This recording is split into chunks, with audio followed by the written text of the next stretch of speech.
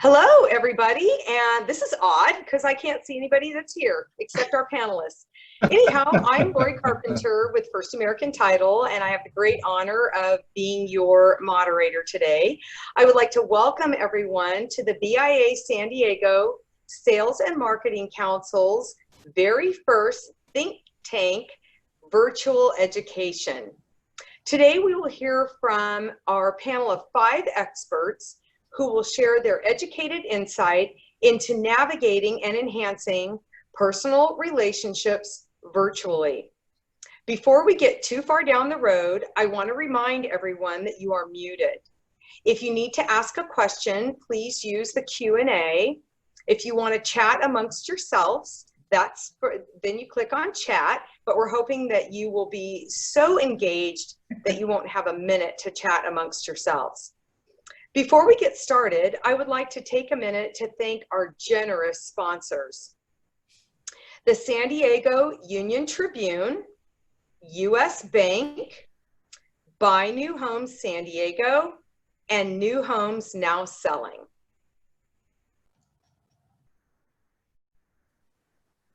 Get your pens and paper ready because here we go.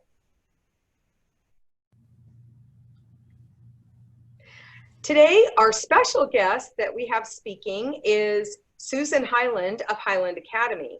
Susan was previously scheduled to do our educational training in March, but we all know why we were unable to meet in March. So now we look forward to seeing Susan in the future, but Susan has agreed to be part of our panel. So thank you, Susan, and welcome. Thank you.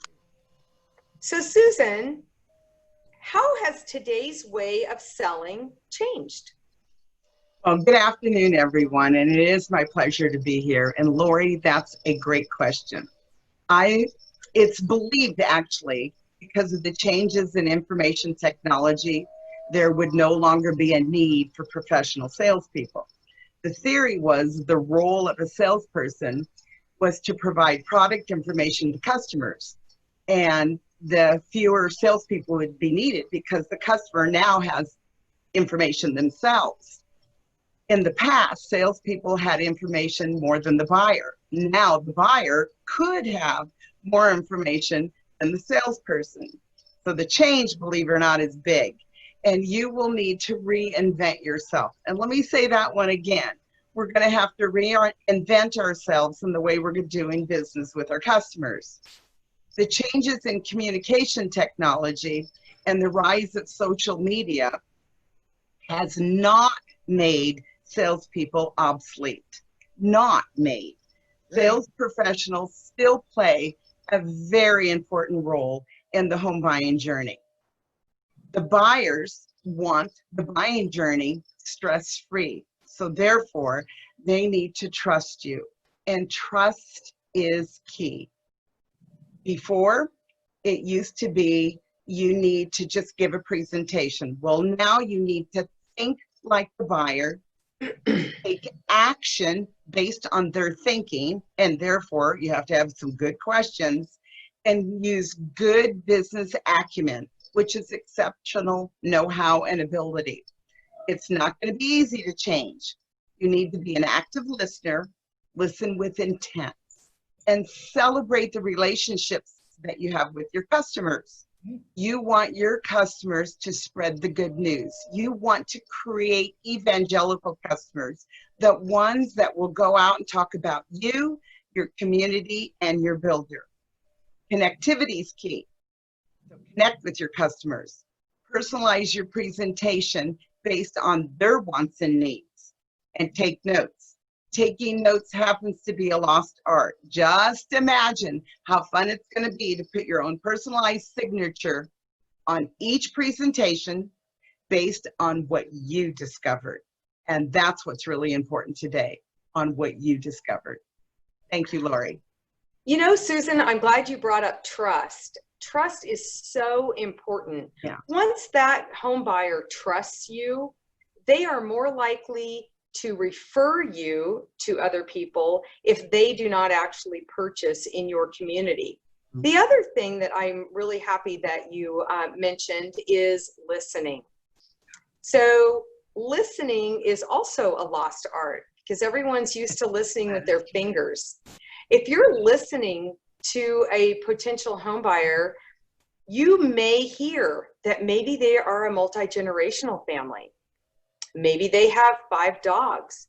Maybe the environment and commuting is important to them. So it's very important if you take notes while they're speaking and you let them know, hey, I'm a note taker. And people appreciate that because then they know that you're really listening. So thank you so much for bringing up those fine points. Next, we have Melissa Otten with HRI Design. Melissa, are there phrases that should be avoided? Oh, Lori, is this a trick question for me? You know, I enjoy, obviously, the personal relationships and the connections. That's why we're in business development and what we want to be doing. And I think that in times like this, it's so easy to fall back on kind of the way we used to do things and always have done things. And obviously now that cannot happen. So I do think that we have to be careful about choosing our words. I think we have to be very careful about kind of avoiding generalizations. We all know that everyone has had different experiences throughout this and has reacted in different ways. People may have surprised you. Some people may react one way and you would have thought another way. So you have to really be careful with your words. And I think that all stems from being authentic. If you are as authentic as you can be, people are going to give not only forgiveness, but they're going to understand that if you've said something and you have to retract it or you have to correct it, if you start with that authenticity, it's much more forgiving than trying to answer a question and maybe not know the real answer and fake it. Fake it while you make it is not a good thing right now. Yeah. Like I said, you don't want to be touting statistics that change all the time and have to retract something. So I would try to be as authentic as you can. As far as avoiding phrases, I definitely would stay away from just kind of the general, we're all in this together, hang in there, you know, better days are coming. You know, frankly, if we would have said that a week and a half ago, better days are coming, we thought better days were coming maybe with COVID, but then we now have everything that's happening with protesting. So we really have to be careful, stay authentic, and try to be a part of those real expression, genuine feelings. Yeah. Yeah. You know, Melissa, I'm really glad that you brought up authenticity because authenticity leads right into trust. Yes. If you're authentic, people trust you. I think we have a theme going here about trust and listening. So thank you so much for incorporating that. Next, we have Pat Sutter with the San Diego Union Tribune. Pat, how has COVID changed your approach to sustaining your business and your customer relationships? Good question, because things have changed quite a lot, I'm sure, for all of us. For those who don't know, I'm not a new home salesperson. I am in a support service in advertising and media for the Union Tribune for most of my clients, which happen to be new home builders. And when COVID first hit everybody in mid-March, things were changing so rapidly for everybody. I mean, all my clients felt like the floor was falling out beneath their feet. And so what I learned was I needed to reach out to them in a variety of ways and then ask them during all this confusion, what is your comfort level? What is your best way for me to reach you? And again, that relationship built on trust. Things were shifting so fast that they may have 400 or 500 emails in their email box every day and not see me. So asking them, is it better that I call you by phone? Would you prefer Zoom meetings? Checking in with my business clients was really critical. And as much as my method of contacting them has changed, so did my messaging. I found that that needed to change too. I needed to become more of a resource to them and a problem solver rather than a just salesperson to them. Pat, you mentioned reaching out to your clients in various ways, and that's a huge reminder to all of us with customer interface. And it doesn't matter if it's the Union Tribune to one of your clients, or if it's HRI Design or First American Title, or it's a sales agent at a new home development reaching out to their buyers. Exactly. I think that more than ever, people are now yearning for more contact that's verbal and less in writing. I love also that you talked about regular check-ins. You almost feel like, you know, am I bothering them? But I think that the clients appreciate that because they have many other things on their mind, and maybe it just slipped their mind to follow up with you. So thank you so much, Pat. Great information. Next, we have our handsome gentleman on our panel, Andrew Cabrera with Motivational Systems. You're welcome. So Andrew, once we are meeting in person again, what do you think about the handshake? Do you think people will keep shaking hands, or do you think we'll have another method? I think it's going to go both ways. I grew up learning the handshake was an important part of starting and ending a meeting. It's a sign of respect and insurance that, and here's that trust thing again, you can have trust in me. Right. We were already kind of going down the road of social distancing with emails and texting and now Zoom meetings, of course. But I still think, and I'm hoping handshaking comes back, but you know, some people will feel uncomfortable with it, any contact with non-family members, and that's perfectly understandable. My suggestion would be to first ask what is appropriate for them. May I shake your hand? Are you comfortable with shaking hands? It's going to be awkward, but no matter what. And I feel we're going to have to, for lack of a better word, feel our way through it. It's just, we're just going to have to learn how everyone wants to react to this. Yeah. Most definitely. I did just meet with a client this afternoon, and it was a little odd. You know, I had my mask on, and he said, do you want me to wear a mask? And I said, well, I'm okay if you're okay. And he said, we're good. And we kept our distance. And I said, can I take mine off as I'm struggling to breathe? So yes, I do think that we're going to have to reach out to the client and ask them what they're most comfortable with. I think the biggest challenge for me is I'm a hugger. So no, a lot of virtual hugs are going on out there right now. Yeah. Yes, Pat. Well, you know, one thing I'm hearing is that we're all talking about checking in and asking permissions and asking comfort levels from whoever it is we're talking to or meeting with.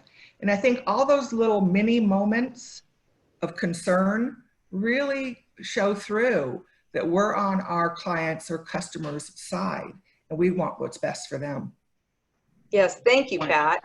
So next we have Joanne Redwood with Capstone Studios Design and Marketing. So Joanne, how does what you do communicate strength? How does what you do to communicate strengthen or weaken your brand?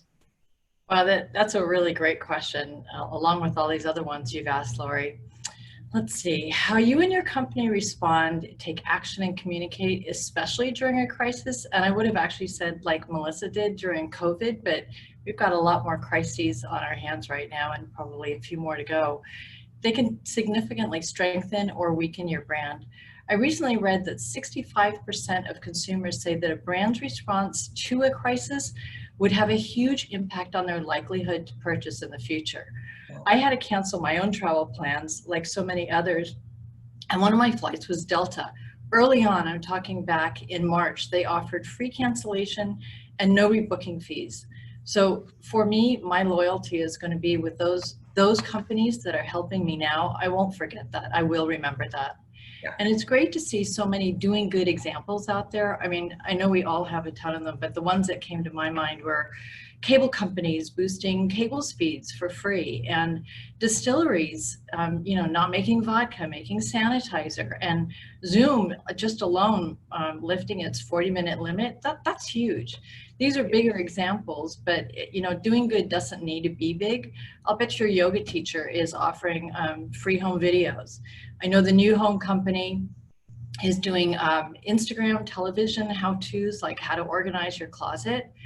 doing good is totally scalable. It can be as simple as a gift card to a local restaurant or Home Depot, maybe homemade masks, or maybe it's just an email with inspirational stories and ideas.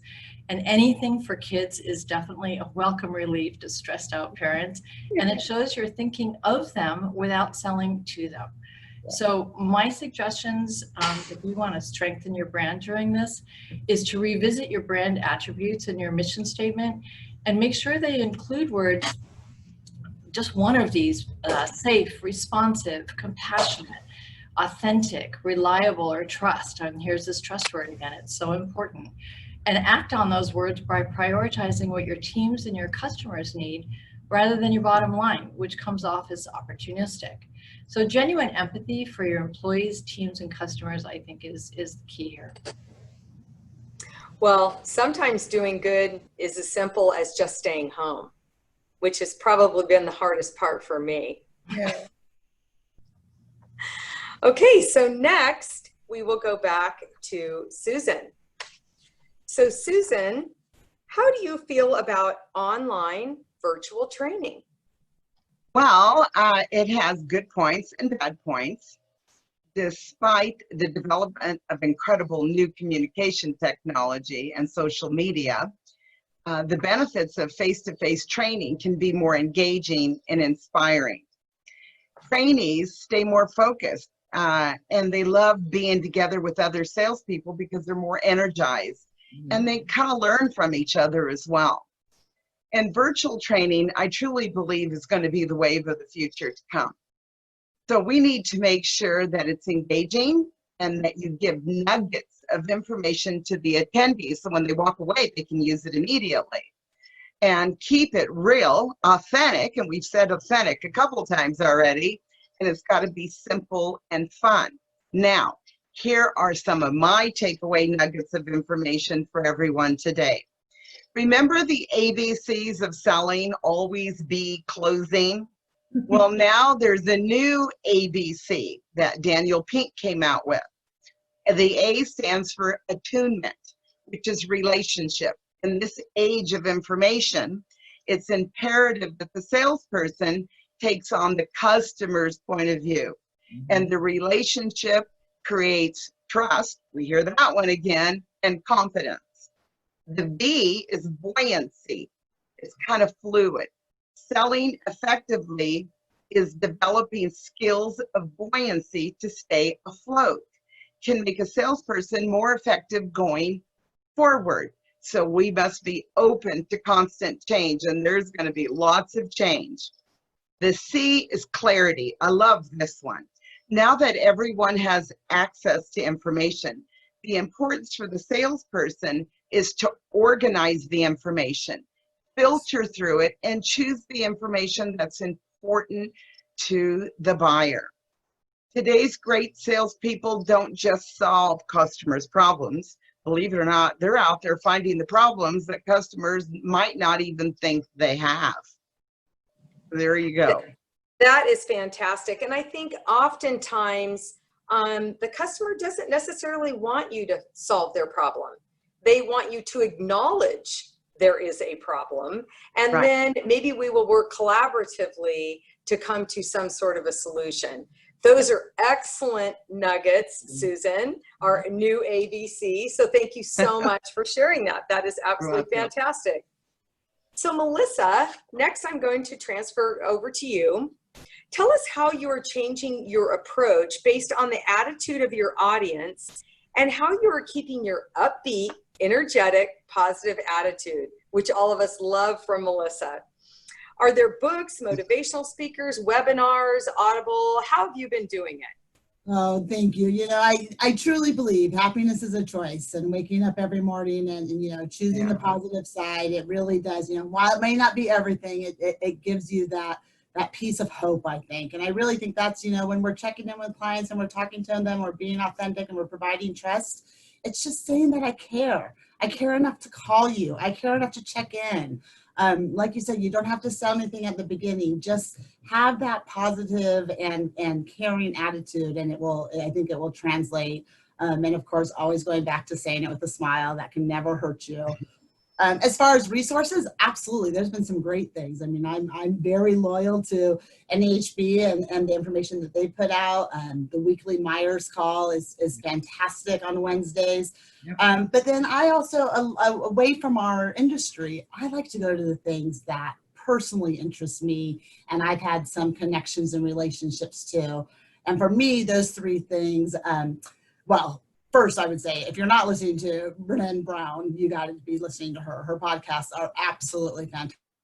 So motivational. The vulnerability that she shows and shares, and the year she's had really kind of studying the psyche, and her podcasts are excellent. That will give you motivation any day. But for me, the three things outside of our industry, so three of my loves are absolutely food, soccer, and I'm Disney fan. So if you haven't read Bob Iger's The Ride of a Lifetime, it is fantastic. It was NPR's Book of the Year. He obviously shares all the Disney magic. It's really more about leading in a time where your employees are first, your customers are first, and how to really just remember that bringing joy is number one. So I loved Bob Iger's new book. I also really like Danny Meyer. He's a big restaurateur.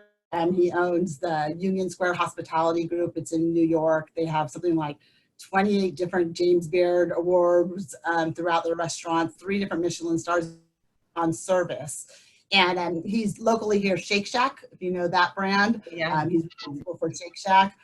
So obviously in all of this, he had some controversy at the beginning with the loans and what they were going to do. But if you take it back and listen to one of his first books, which is Setting the Table, he talks all about uplifting that human experiences and how an infectious attitude is contagious. Having that happiness, being warm, and walking up to your table and letting people see your smile, and it's going to catch on. So I loved that one. And then for my soccer side of things, I am a loyal Carly Lloyd Empty the Tank podcast girl. Carly Lloyd, is the American soccer player that has been in multiple FIFA World Cups, Olympic medalist. She was the one who scored more goals in the shortest amount of time in the last World Cup. But everything for her is, no matter what it is, whether it's professional, whether it's personal, whether it's something simple as gardening or reading a book, give it 100% all the time.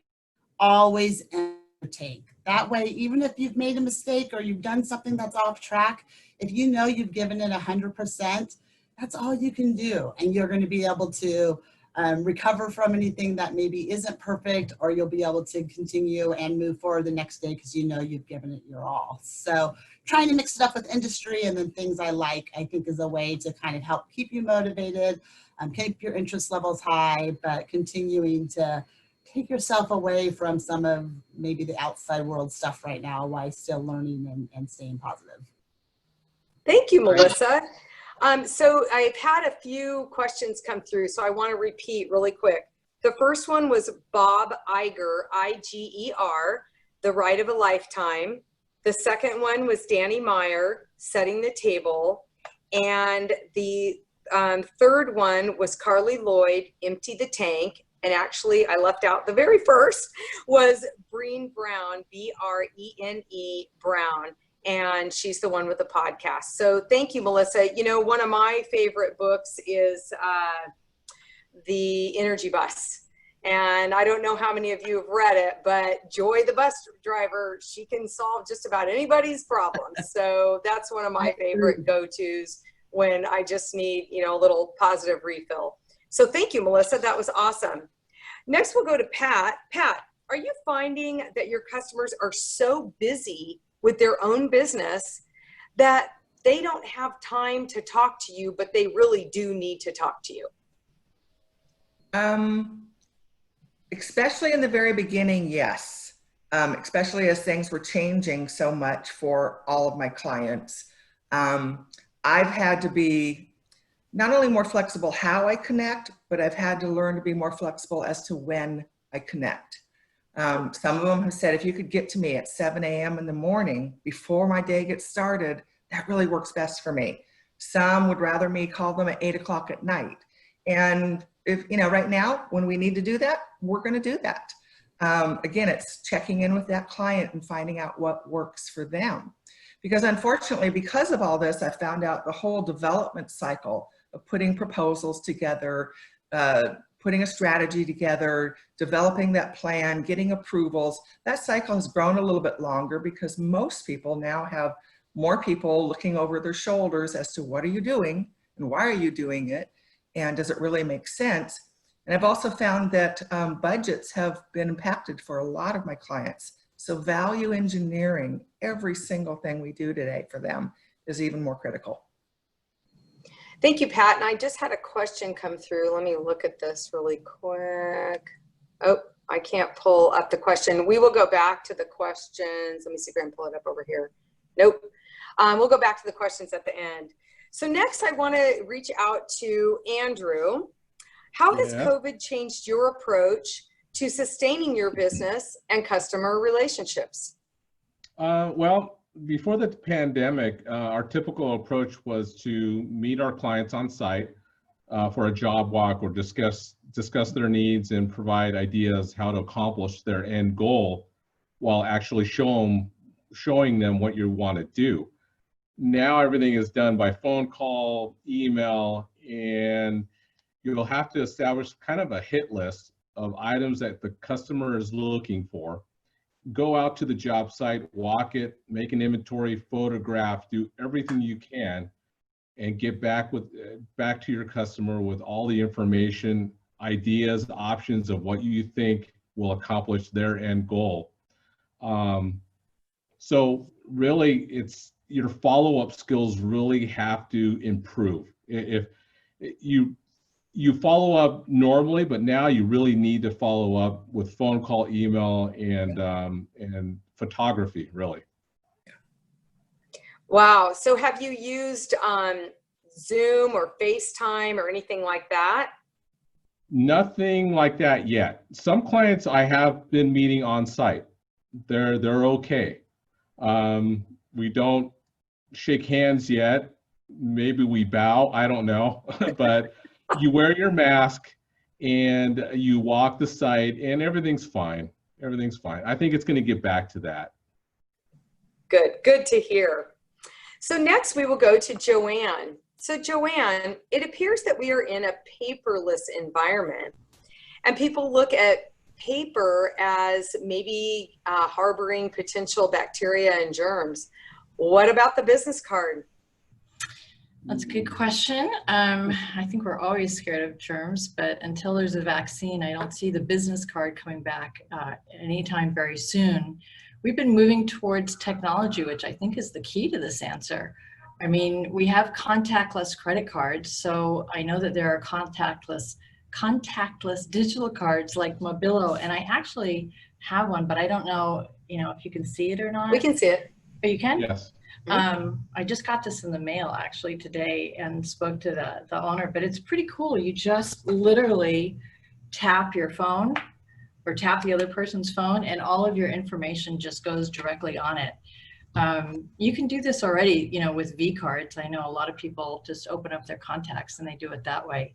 The other little device that I bought, which I love, I just love technology, is this little popple thing. And it just sticks to the back of your telephone, and you can do pretty much the same thing. The only problem I had with it was going through my case and then someone else's case made it really, really difficult. But there are other solutions like Haystack and L-Card, which generate real-looking business cards, which you can then share. And most of them have the added convenience of integrating with, your CRM or your lead gen software. So some of these are free, some of them have subscriptions. Most of them have decent templates, but it's probably best if you design your own. Wow, that would save me gathering business cards and then going back and having to type all the information in when I get back to the office. That's fantastic. Thank you, Joanne. So Joanne, can you repeat slowly those two products, please, that you just showed?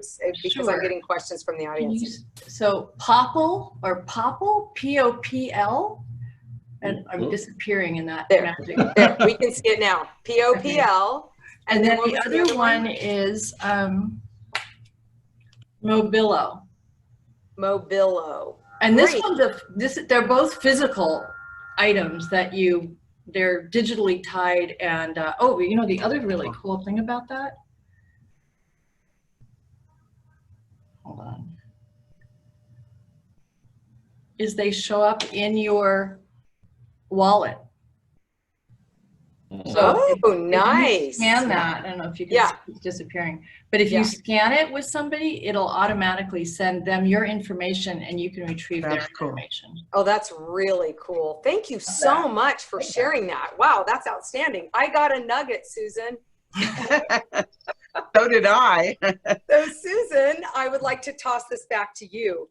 What tools have you found that are effective in maintaining a business relationship right now? That was good because I liked what Pat was saying. It's kind of the same. I think we need to ask them how they want to be communicated with. So the follow-up's got to be consistent, and like what Andrew was saying, you got to follow up more than ever. But find out if they want it via text, email, phone, LinkedIn, Facebook, but what is their preference? And that, therefore, it'll make it important to them. In addition, I want to talk about, I think we need to be servant selling. I'm going to say that one again because it sounds a little confusing. To be servant selling. The idea is to serve first and to sell next, because I think people don't want us to sell them. They do want service, and we need to be true service leaders. George Washington signed all his papers, "Your service leader." So servant selling is kind of new. And then find little things that connect you to the customer through YouTube, stories, article, things that are upbeat. And I believe Pat even brought that up. People want good news today. Truly, they want good news today, like now. So I thought that was kind of nice because we offered a couple articles that I sent to Zoe earlier. In addition, I think we need to collaborate with other team members and work together to strategize what works. I think our other team members are our best resource. So I think that's good. Now, we all have a different set of qualities and talents. And what a perfect time to share is insights right now. So always remember that time is the enemy. So we need to make sure when we're doing our work, we stay spot on. Performance counts. Do it perfect or don't do it. Just do it perfect. And money matters. I think we need to create value in our products so that the buyer wants to go on this home buying journey with us. And one more thing. When we listen, we become smarter. When we share, we become stronger. I want to say that one more time. When we listen, we become smarter. When we share, we become stronger. Thank you, SMC, for letting us all share. Yes. Another nugget. Thank you so much, Susan. That's fantastic. So I'm going to toss it back to Melissa. So Melissa, what are the elements for purposeful conversation other than how are you, just checking in? Do you have some other things that will give us some meaningful leads for conversation? Well, you might not be able to see my gray here, but I'll date myself a little bit in that I was very much raised in the sales environment of Zig Ziglar. I have really gone back to the basics and bringing that human element into the conversation first. Again, checking exactly how everyone is saying, checking in on them and finding how they're doing before you move on. You know, it is so important. I remember I used to just have 3x5 card files at my desk, and I would know every client's, you know, kid's name, their birthdays, their dogs, Oh, wow. what their favorite wine was, things like that that you could connect instantly with. I'm really finding that the human connection to start with then allows the conversation to flow and be much more natural. You know, if you're sitting at your kitchen table, and for me, it's my 15-year-old, you know, blaring rap music. My husband's working on a this. My other kid is, working on his homework, and I'm sitting in the middle of it all, and the phone rings, and I have to be honest about that. I have to say, give me a second. Let me move myself away from this noise, and so we can talk. And I think that all comes back to, like we were talking about earlier, with the empathy, authenticity, and providing trust. If you're just human about it, it's going to let that business conversation come naturally instead of it feeling forced.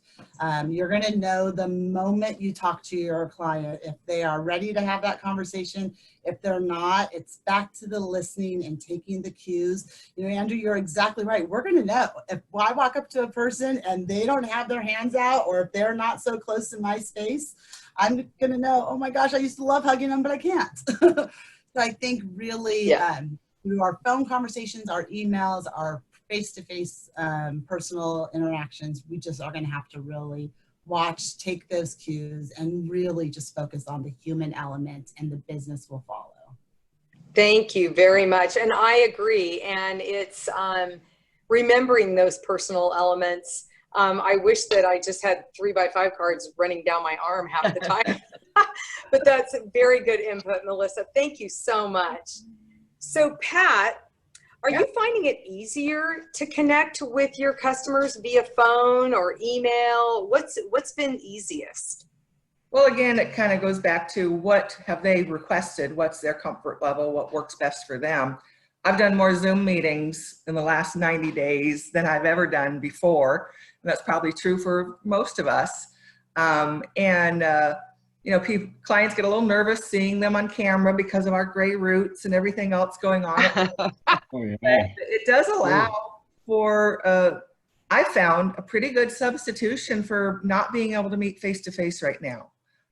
You get that human interaction. You get to see and talk to somebody else. And I think we're all craving that. We're all craving being connected to each other. So again, I've been doing Zoom an awful lot. I do a lot of phone calls.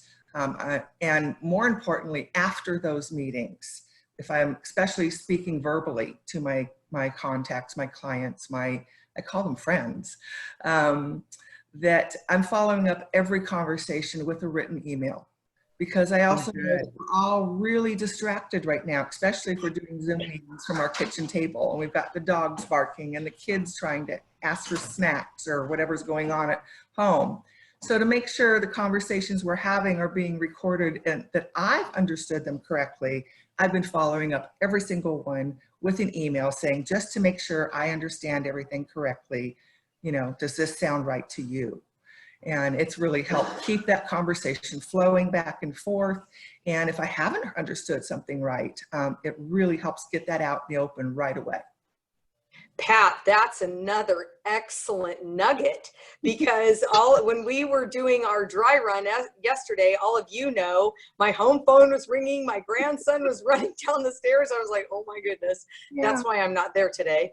But the other thing is the customer could have distractions and you don't know it. Exactly. So I'm in a quiet office today, but I don't know what's going on with that person on the other end of the line. That's an excellent suggestion, to follow up with an email, nothing long and wordy, just those key points so the customer knows you heard them. So that's an excellent nugget. Thank you. That's fantastic. So Andrew, are you finding that your customers are so busy with their own business, worrying about, how are they going to get this product out, or how are they going to get enough staff in? Do you find that it's becoming more difficult to connect with them at all? And if so, how are you doing it? Well, yeah, I'm finding the communication it takes a little bit longer now because they're dealing with life around work now too. Most of my clients are working from home, so they have families and interruptions and stuff like that. So you really have to kind of tiptoe around when you need information, gently kind of push them a little bit through email or voicemail saying, hey, I know you want me to take care of this. Can you let me know whatever on this part of it? You don't want to be a pest, but you just got to gently nudge here and there, and they'll get back to you. That's what I'm finding. Or, typically, sometimes I'll nudge with a little lead time in there. It's going to take this long if I get the information today or tomorrow. So that usually works.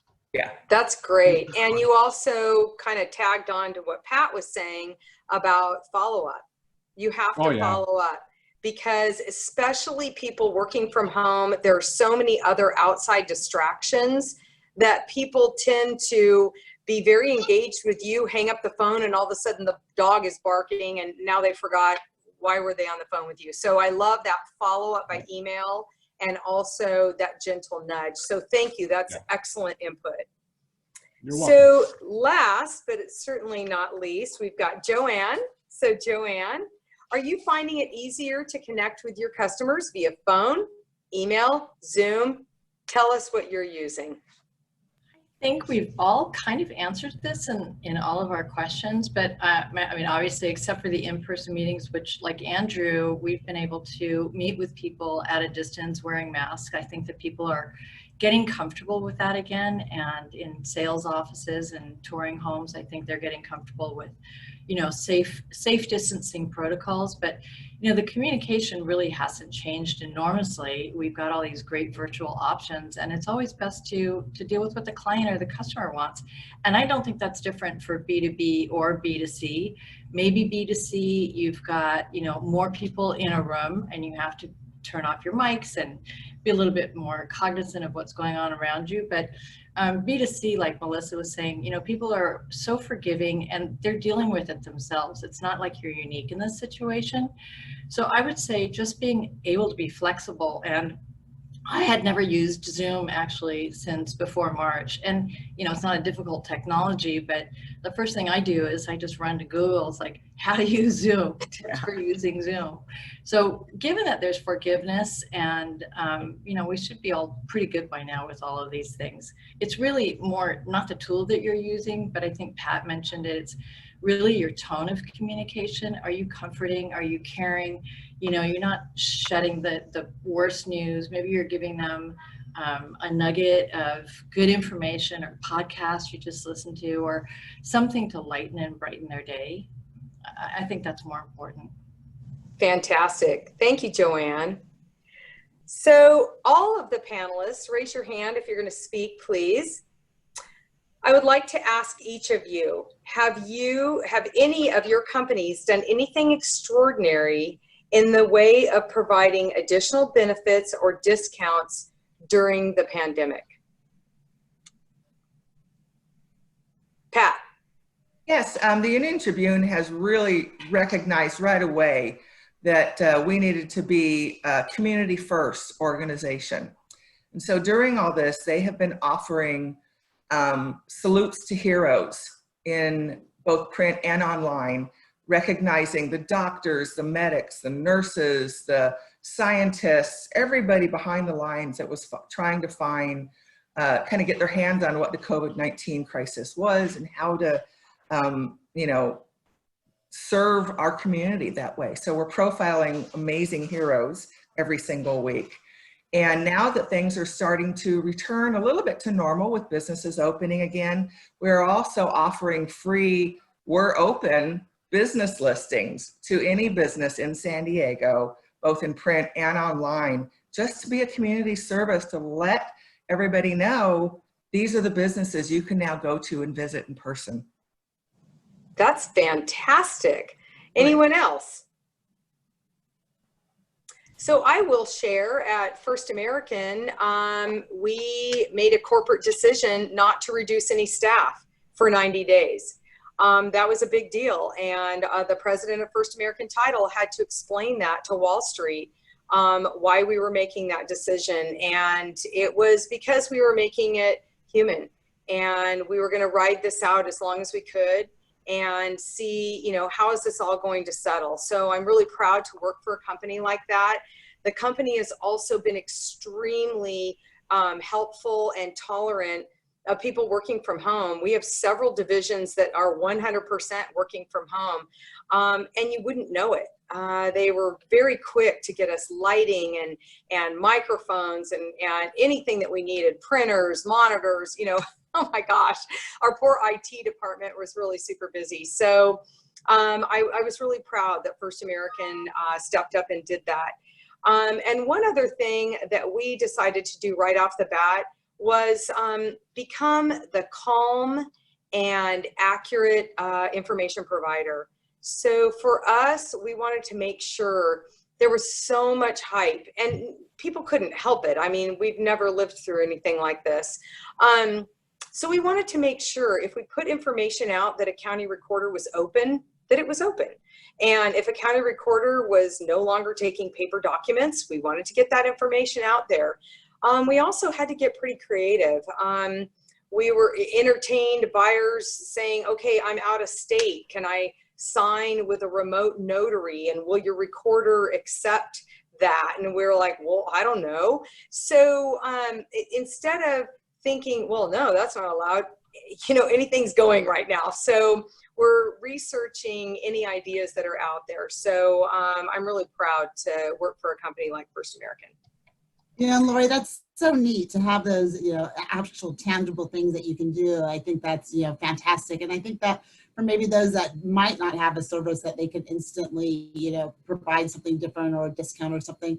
I think going back with talking about the human element, you know, just as Pat was mentioning, highlight everyone on your team and what they've been doing. I mean, we had girls who instantly changed to sewing masks. We had other ones who, you know, instantly changed and were becoming delivery drivers for, you know, elderly people at their church. I mean, I think those kinds of things, even if it's not your brand specifically offering a discount, showing how you've adapted and the character of your team and the things that they've done to help others in this goes along those same lines. Obviously, everyone wants a COVID discount, but if you can't do those things, I think there's ways to show how your team has adapted and shared and become part of a community and partnered. Thank you for bringing up that community aspect. That's really important, Melissa. Yes, Susan? Well, I came up with an idea. Actually, I didn't come up with an idea at all. The builders were, because a lot of people were doing the Zoom training and they're a little apprehensive. So I said, you got two options. I can do Zoom training or I can meet you one-on-one. And typically I teach a leadership course and mastering sales excellence, and it's a 3-day. So I said to them, I'll tell you what, if I go face-to-face with them, I discount a full day, and they're elated. And I don't want it to sound funny, but it's easier for me to be face-to-face with them than bringing in cameras, because as you can tell, I'm in a home office and I don't like this lighting up here. You know what I mean? So that seems to have worked. They like that. Even though we're now starting to get back, some prefer the Zoom, but a lot want the face-to-face. So I've been able to do that. Joanne, did you have something to add? No, it was actually related to your comment. I was just, that first question that you asked me about strengthening your brand, these are all of those little ways that companies are doing that and developing these interesting archetypes like, you know, SAGE and through trust, and which may be a little different for them than they have in the past. So stepping into that role, I think, is amazing. So one last thing, and one of you did mention this, I don't remember which one. Have any of you found any industry associations such as the BIA, NAHB, American Land Title Association, ULI, Commercial Observer, Jeff Shore, to be helpful in maybe providing other information for you to help us get through this pandemic other than the national and local news? Anybody? Well, I know for me, I subscribe to the American Land Title Association. I get their daily emails, as well as the California Escrow Association, and it has been extremely helpful. They have really provided us with great input and ideas in order to move forward and think positive and be a forward thinker and a problem solver rather than just, you know, layering on more. So those are a couple of the things that I've turned to. Anyone else? I think Melissa mentioned it with the NAHB. I think they've been doing some really pretty interesting programs and some co-op programs. I think the one that I really love is Do You Convert? I think that's excellent. I don't know if anyone's heard it, but it's a very dynamic, engaging weekly NAHB promoted. I like that. Oh, that's great. I like that. There's also the BizNow associations across the country. Oh, They're okay. really good. They've had some excellent webinars, and they can get geographic specific, which is nice. So if you're looking to go into a new area, say, the Carolinas are hot right now, and you don't know as much about them, getting on some of those BizNow calls that are more regionally focused, I think has been helpful as well. I love the NHB national stuff, but sometimes you do want to get that specialty. So I don't have control of the Q&A box. So someone from the BIA, either Danielle or Zoe, it looks like we do have a question up there, but I cannot access it. So perhaps one of you can feed us that question.